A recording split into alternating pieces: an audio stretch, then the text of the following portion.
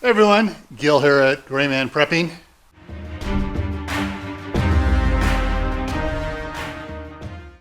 So, I got a few water storage containers here, and I want to talk to you about it, but I'm not going to talk to you about it here because I already made the video, and it's on Camp Patton Family Compound, my homesteading and gardening channel.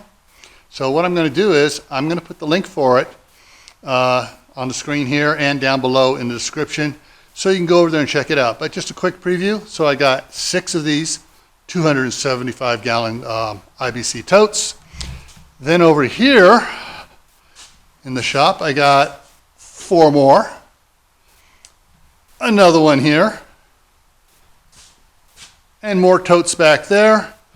And so you want to find out how much water I just added to my supply here. Go over to Camp Patton Family Compound. Check out the video over there, and I'll post the link to it right here where my hand is. So go check it out. Alrighty, take care, and I'll see you in the next video.